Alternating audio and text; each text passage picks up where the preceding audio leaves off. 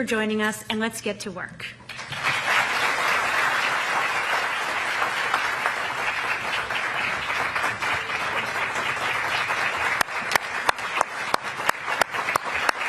Thank you, everyone. Good afternoon.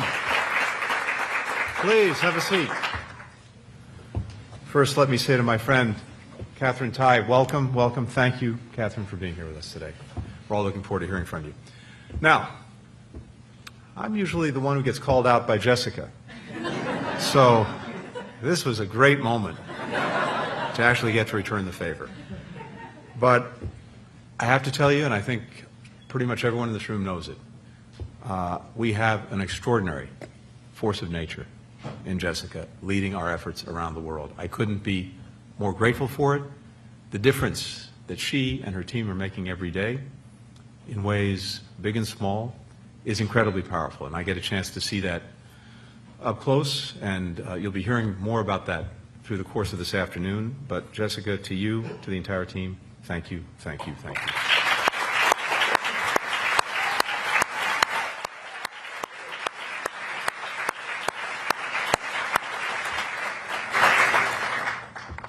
And for so many in this room, I could say the same thing, because this is an extraordinary community of people who are working every day, not just on this day, but every day, to make a real difference.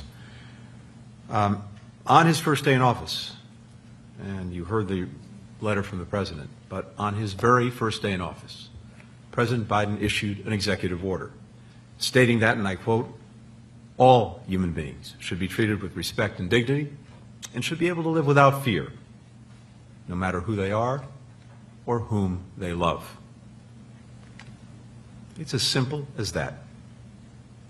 LGBTQI plus rights are human rights, and our government has a responsibility to defend them, to promote them, here and everywhere.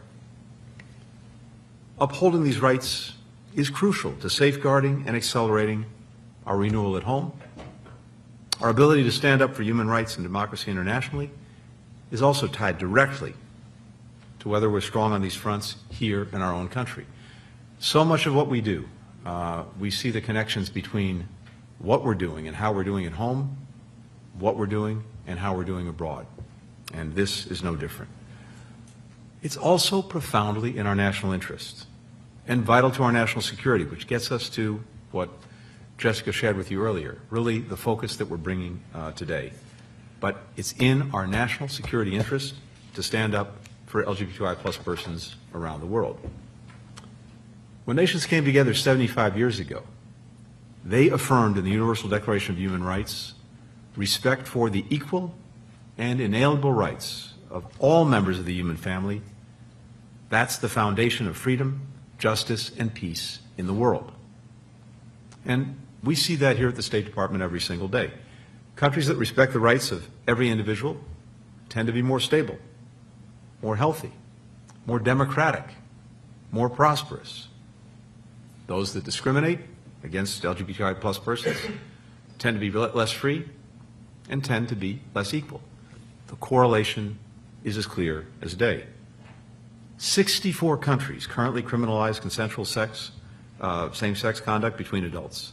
In 11 of them, having same-sex relations is punishable by death. Last year, you all know this, Uganda enacted a law further criminalizing consensual same-sex conduct with penalties that included imprisonment, including life imprisonment. People convicted of so-called aggravated homosexuality face the death penalty. In Hungary, the government is smearing, scapegoating, stigmatizing LGBTQI plus persons, vilifying them with degrading labels, denying them equal rights, normalizing violence against them. 2 months ago, Iraq's parliament passed legislation that punishes same-sex relations with up to 15 years in prison. Anyone who engages in so-called promotion of homosexuality can be imprisoned for 10 years. In Indonesia, the parliament passed a new criminal code banning extramarital sex. In a nation where same-sex couples cannot marry, these laws effectively make all same-sex conduct illegal and they undermine privacy for all Indonesians.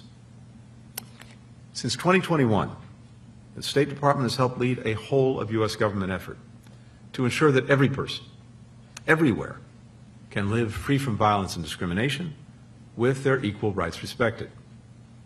We're defending and promoting LGBTQI+ rights around the world, and we're doing it in several key ways, and that's what I wanted to just spend a few minutes highlighting for you today. First, we're applying diplomatic pressure to urge governments to reverse discriminatory laws and practices. 7 nations have decriminalized consensual same-sex conduct over the past 2 years. Greece, Liechtenstein, Thailand voted to legalize marriage equality this year. More countries are banning so-called conversion therapy. Now, first and foremost, these achievements are possible because of incredibly courageous human rights defenders and government partners on the ground.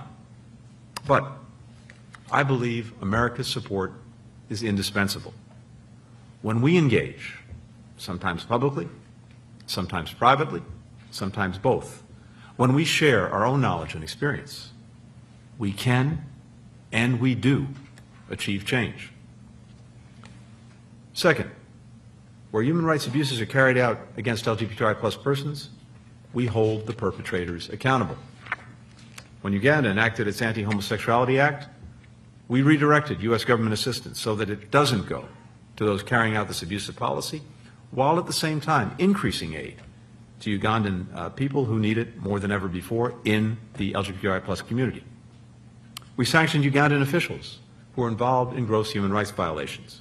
We ended Uganda's eligibility for beneficial trade status under the Africa Growth and Opportunity Act until it repeals the legislation and addresses its human rights situation. We remain committed to partnering with the people of Uganda, as we've done for years, with investments in improving health care and education, expanding economic opportunity, strengthening accountability and the rule of law. We'll make sure that our resources continue to lift up the Ugandan people, not enable their repression. Third, we're increasing protections for vulnerable LGBTQI+ persons, and we're doing that again around the world. We've expanded access here in the United States to the refugee admissions program. We've got new options like NGO referrals and sponsorship by individuals and organizations. And we're also providing financial and settlement support. We've increased access to mental and physical health services for refugees, including from the LGBTQI+ community. We've strengthened training for refugees and asylum officers to better serve those communities, precisely at a time when this community is increasingly vulnerable. It's important, urgent, that we step up to provide the support, the help, the assistance that we can, and to do that in a very deliberate way. We're also strongly supporting LGBTQI+ human rights organizations, and we're doing it on the ground, where every single day these organizations are acting at tremendous risk and showing through their actions what can actually be accomplished. We're proud to administer the Global Equality Fund.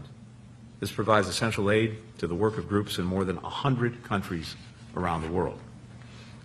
Finally, we're doubling down on our efforts to bring LGBTQI+ rights and perspectives to the fore in multilateral and regional organizations. For example, in the UN Human Rights Council, we brought our strong support to the first ever UN resolution to condemn and combat discrimination against and violence against intersex persons. 47 countries from every part of the world actually co-sponsored the resolution. The Council adopted it in April without a single no vote. That result is actually the product of roll-up-your-sleeves diplomacy that our team engaged in Geneva, and I'm very proud that we got it. Today, I'm announcing that the United States is updating our own interpretation of the International Convening on Civil and Political Rights. This is one of the key treaties committing nations to upholding universal rights. That means that starting from now, the United States considers sexual orientation and gender identity as covered by this treaty.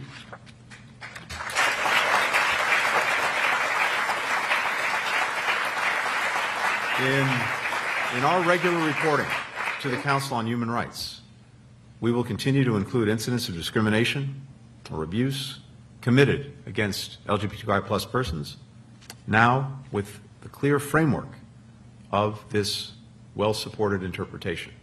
That will further empower our efforts. We've come a long way here at home and in our advocacy for rights around the world. But you heard it from Jessica, you know it, you live it every day. We also continue to face a long road ahead.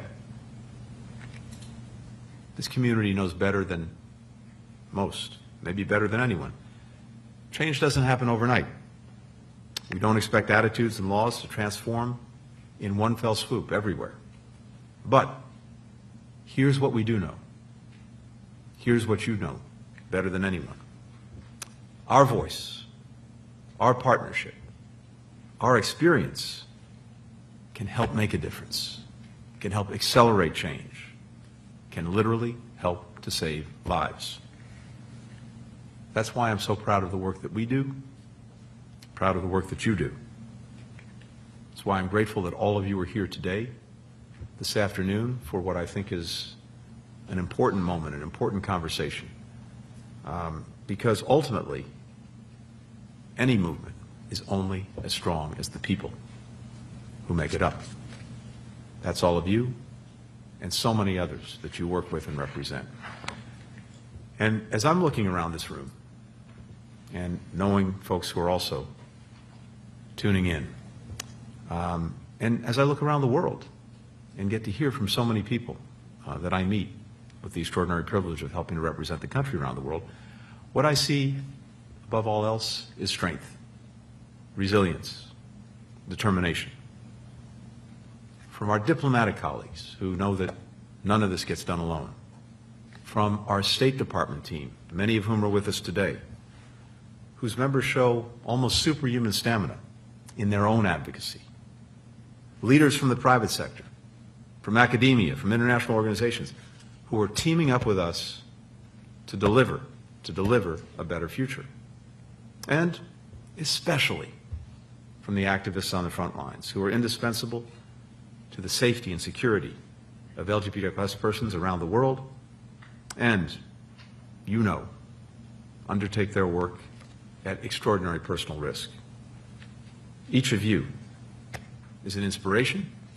Each of you is a motivation.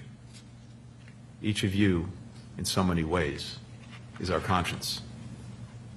Activists, all of our civil society partners, you know how much work remains to achieve full equality and full rights. But our promise is this: we will be with you every step of the way.